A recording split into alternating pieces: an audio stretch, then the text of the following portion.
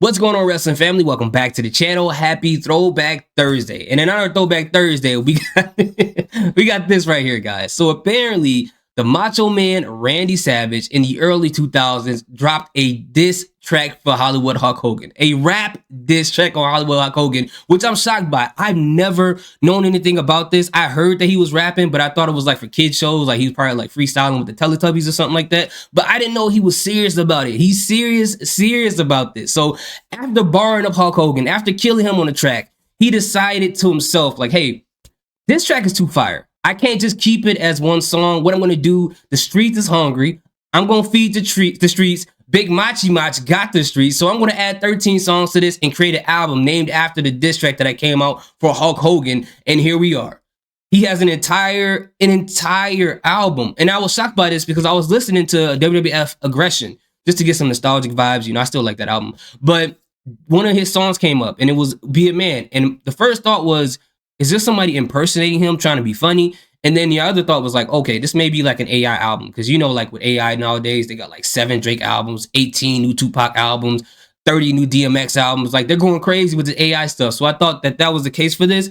But when I looked it up, I saw a picture of Macho Man Randy Savage shaking hands with 50 Cent. Another picture of him holding up his album, trying to get his swole on.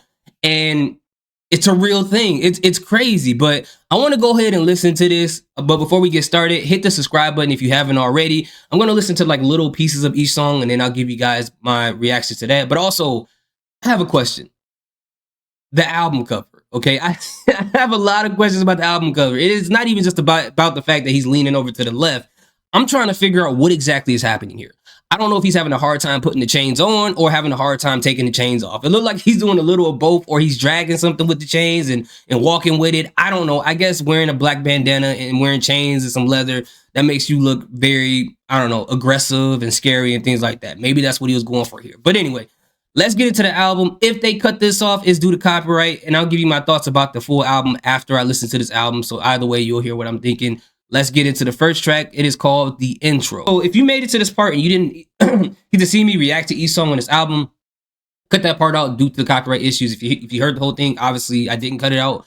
But okay, so if you ask me how I feel about this album, I want to be completely optimistic about this first. There's songs. Macho Man Randy Savage is on the songs. They got producers. They got writers. They had a studio. Okay, they got a cover art. And they got songs on the album. But all jokes aside, there's a theme going throughout this entire album, okay? But I want to say the most positive thing. So the 3 songs that I would say, if someone asked me, probably were the best songs on the album. Number 1 would be My Perfect Friend, which is, I feel like the message behind it was very endearing. It was a song dedicated to Mr. Perfect, Kurt Hennig. So I thought that was pretty cool. The problems with the song is that the beat was cool. The singer, he was pretty cool. He sounded like Justin Timberlake. Like he was like a bootleg version of that, like Justin Timber River or something like that. But the thing is, like Macho Man, when he's rapping on here, although I know he's not a rapper, like it sounded like you could tell he's reading off a paper. You can kind of tell with the pauses that he's like reading through the lines and stuff like that. But overall, that's probably one of the best songs on this album here. The other song will probably be Hit the Floor with DJ Cool. I think DJ Cool pretty much made that track, made it a cool track, no pun intended.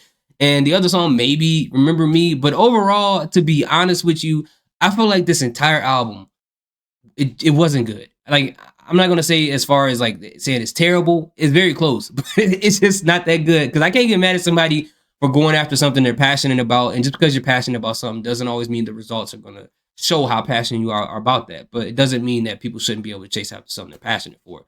But the recurring theme in this entire album, outside of just kicking people's butts, is because that's what he said at least 50 times in here.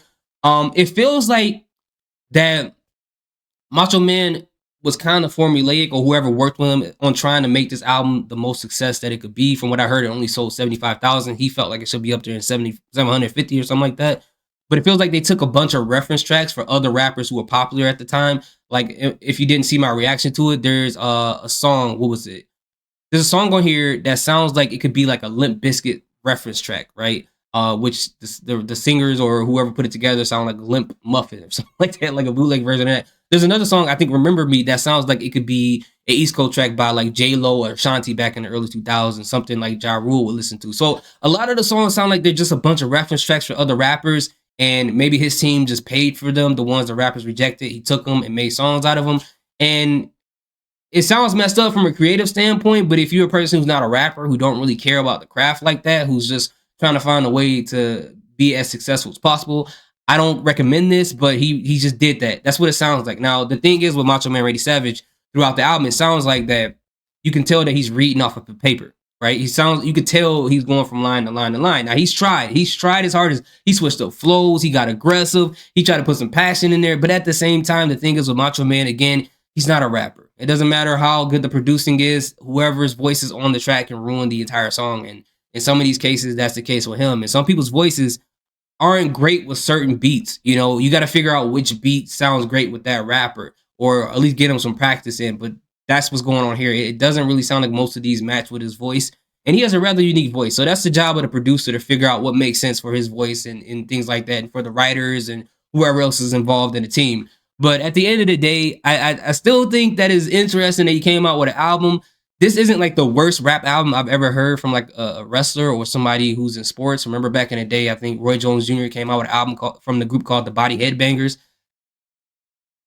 You know, you can compare and contrast what you want. But anyways, let me know in the comment section what you guys think. Have you heard the album? How do you feel about the album? Also, who are your top rappers / wrestlers of all time? Thank you guys so much for watching. Salute. Peace. Have a good day.